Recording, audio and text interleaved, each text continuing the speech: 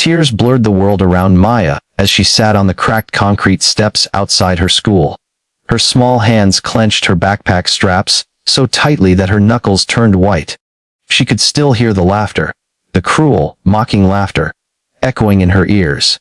Not just from the other kids, but from the police officer who was supposed to protect her. All because she had said something true. My mom is in the special forces. They didn't believe her. They thought it was a childish fantasy, a desperate lie of a girl trying to make herself seem important. But Maya wasn't lying. Her mom was her world, her anchor, the only person she trusted after her father had walked away and left them both shattered. At that moment Maya felt invisible, broken, like no one would ever believe her truth. Maya had always carried her mother's absence like a shadow. Weeks at a time, her mom would disappear into missions she couldn't explain, leaving Maya with neighbors or trusted friends. Every time her mother left, she gave Maya the same words. Be brave, baby girl. I'll come back stronger than I left. But bravery was heavy for a child to carry. That day, when a group of kids teased her in the schoolyard about not having a real mom, something inside Maya broke. She blurted out the truth. Her mom wasn't absent because she didn't care. She was away because she was serving in the special forces, risking her life for people she didn't even know. The kids laughed. They called her a liar. And when the teasing escalated, a nearby cop, who had been patrolling the school, stepped in. At first, Maya thought he might help. But when she repeated her words, trembling and desperate to be believed, the officer chuckled, shaking his head. Sweetheart, moms don't fight wars, he said, dismissing her like she was a silly child. Don't make up stories. Your mom probably just left. The words cut deep, reopening the wound her father had left years before. And when the other kids laughed louder, Maya felt the world collapse. Her truth, her mother's truth, was nothing more than a joke to them. She ran. She ran until her lungs burned, until her legs trembled, until she collapsed on the school steps. And there, the silence felt louder than anything.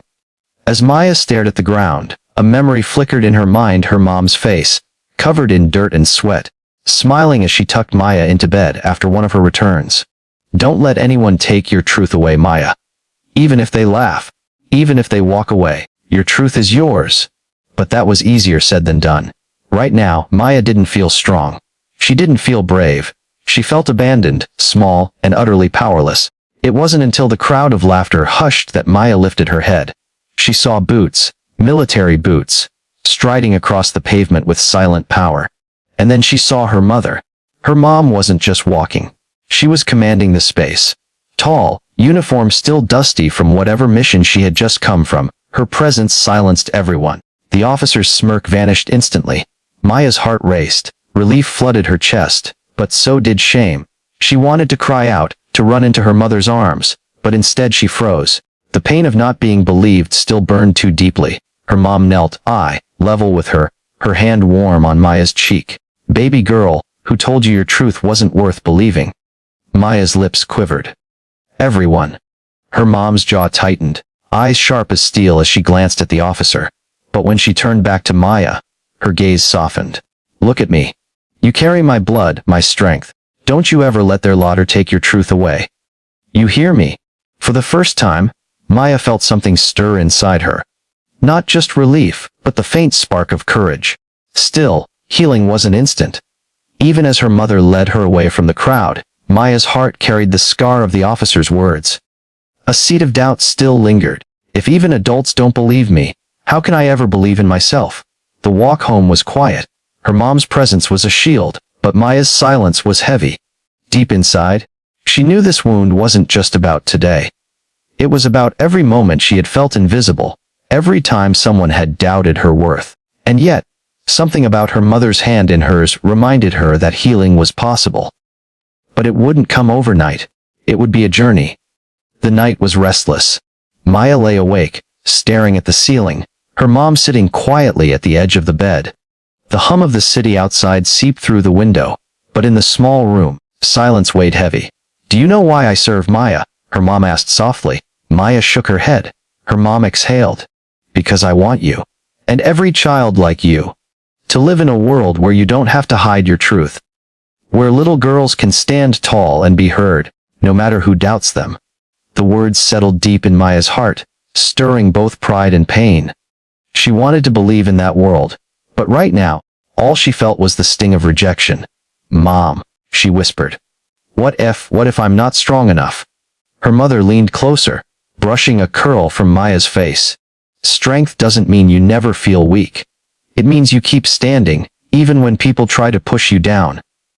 I've stood in deserts with nothing but grit to carry me.